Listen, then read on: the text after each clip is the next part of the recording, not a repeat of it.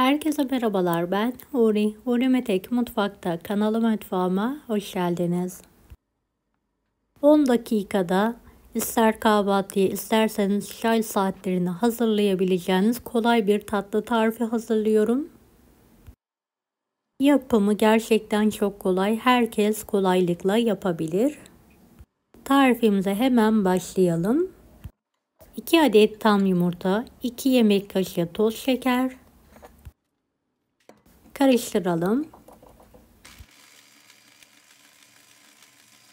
1 paket vanilya, 2 yemek kaşığı sıvı yağ. Burada bir kaza geçirdim. 1 çay bardağı süt. Toplamda 1,5 su bardağı unu ekleyelim. Yarım paket kabartma tozu.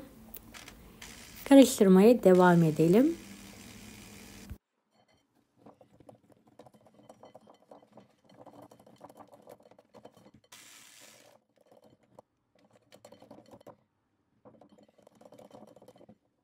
Beni hangi ülkeden veya şehirden izliyorsunuz merak ediyorum. Yoruma yazarsanız sevinirim.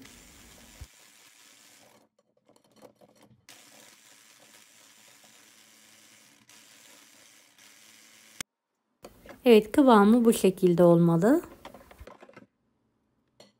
Şeyi videodaki gibi sıcak bir bıçak yardımıyla iki yerinden çok az delelim.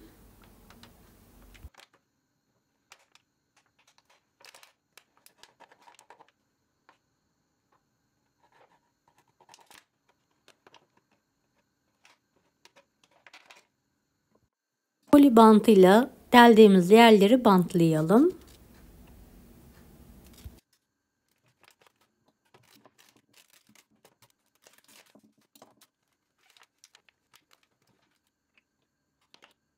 Poni yardımıyla pet şişemizi dolduralım.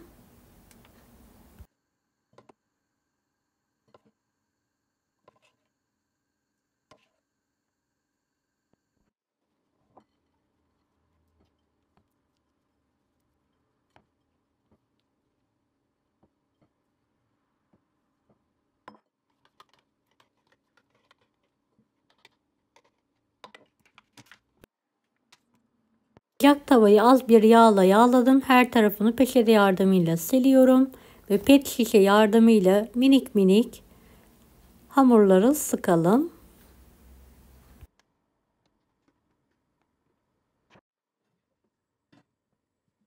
Evet, dikkatlice ters çevirelim ve diğer tarafı da hızlıca pişirelim.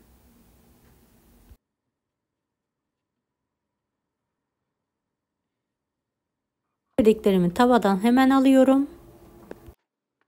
Evet, hamuru bitene kadar aynı işlemi yapmaya devam edelim.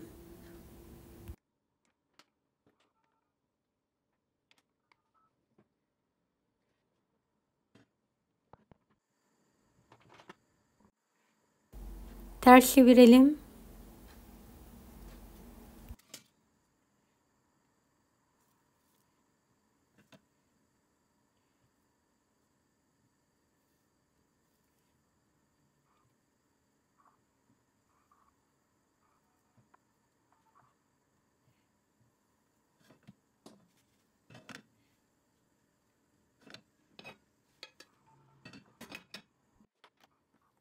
Hamurları sıkarken minik minik sıkmaya dikkat edelim. Benim aralarda biraz büyükler de oldu.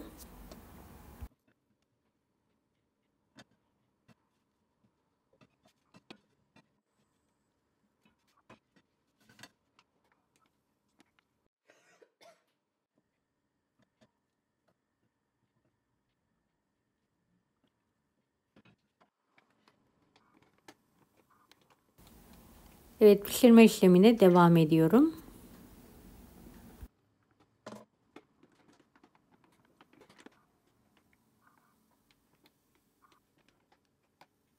Bir pet şişe hamurla bayağı bereketli bir hamur çıkıyor gördüğünüz gibi.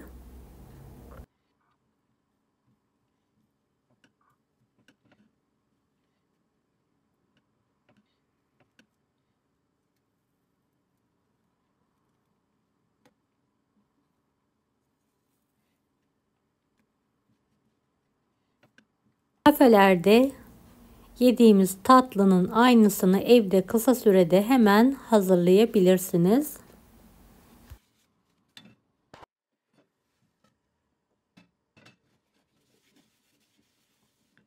Evet, kalan hamuru da hızlı bir şekilde tavaya sıkarak pişirmeye devam ediyorum.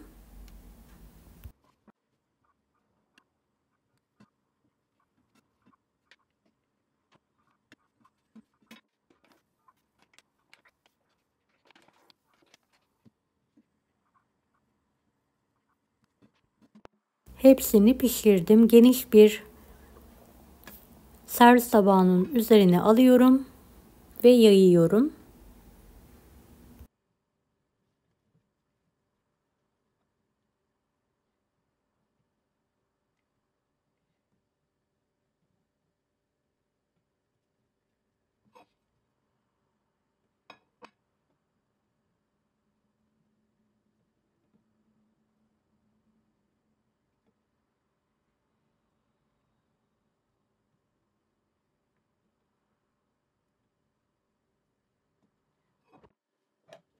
Üzerine 4 tane küçük muzu dilimler halinde kesiyorum.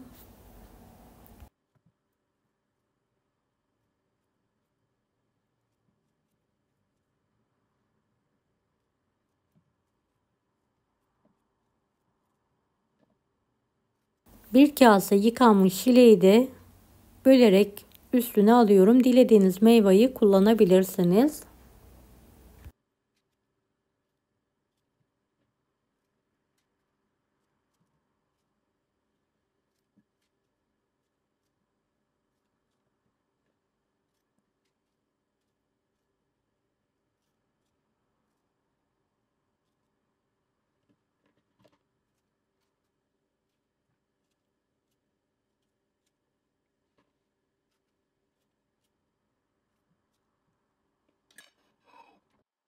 Evet, buzlukta da orman meyvelerim vardı. Hemen buzluğundan ayırarak üzerlerine serpiyorum.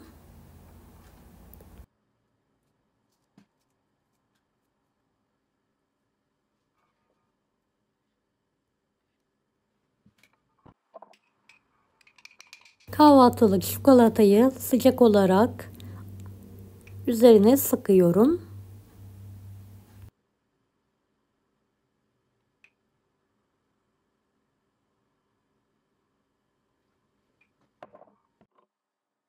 Deneyecek olan herkese şimdiden kolaylıklar dilerim. Kanalıma ücretsiz abone olmayı unutmayın. Bir dahaki videolarda görüşmek üzere. Allah'a emanet olun.